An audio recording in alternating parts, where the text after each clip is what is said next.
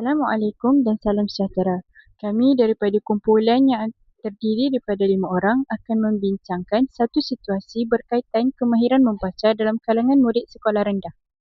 Situasi yang kami pilih ialah situasi 3, iaitu seorang murid tahun 3 boleh membaca dengan lancar tetapi tidak dapat menjawab soalan kefahaman berdasarkan teks yang dibaca.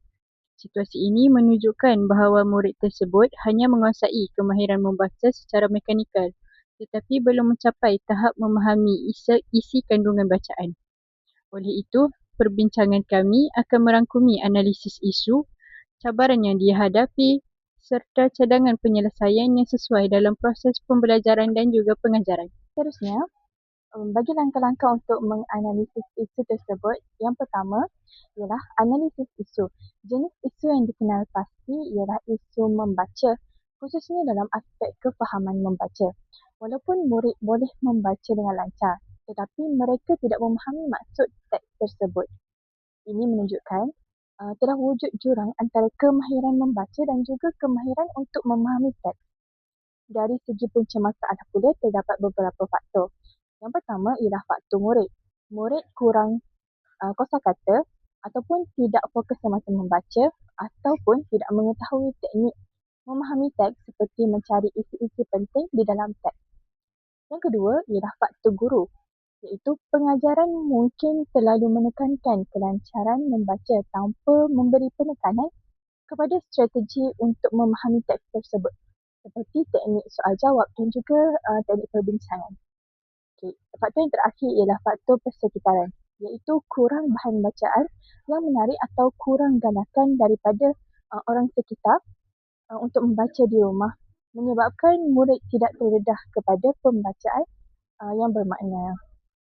Baiklah, seterusnya saya akan menerangkan tentang perbincangan cabaran, iaitu cabaran utama yang dihadapi oleh guru untuk memastikan murid bukan sahaja boleh membaca tetapi juga boleh memahami apa yang dibaca. Iaitu yang pertama, guru perlu menggunakan pendekatan yang bersesuaian untuk membantu murid berfikir secara kritis tentang teks dan ini memerlukan masa serta perancangan yang rapi. Selain itu, cabaran yang dihadapi oleh guru juga, guru perlu berhadapan dengan cabaran pelbagai tahap murid dalam kelas. Sebagai contoh, terdapat murid yang cepat memahami manakala ada yang memerlukan bimbingan yang lebih.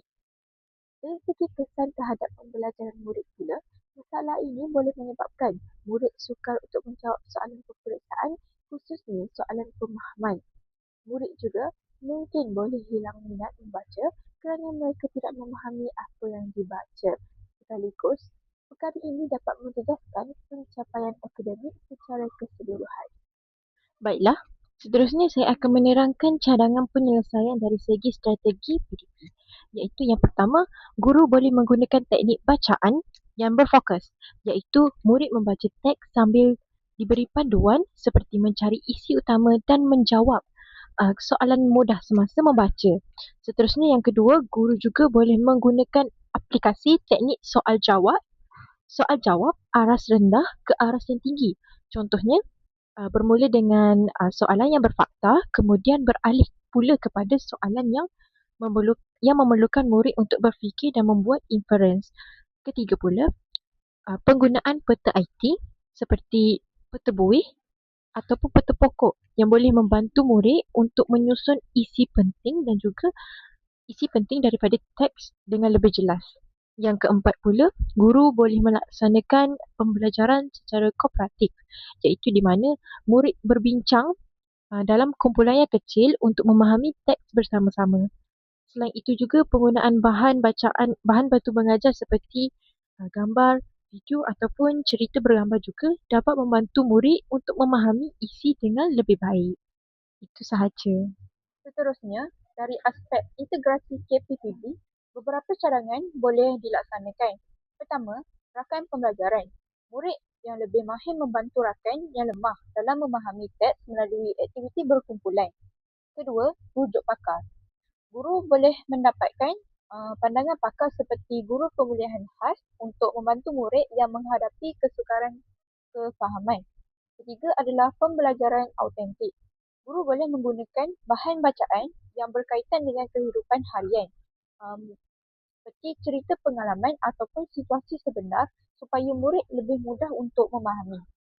Sebagai kesimpulan, masalah murid yang tidak memahami teks walaupun boleh membaca dengan lancar merupakan isu yang perlu diberi perhatian yang serius. Guru memainkan peranan yang penting dalam merancang strategi PDP yang berkesan agar murid dapat menguasai kemahiran membaca secara menyeluruh, iaitu bukan sahaja membaca tetapi juga memahami maklumat yang terdapat dalam teks. Sekian, terima kasih.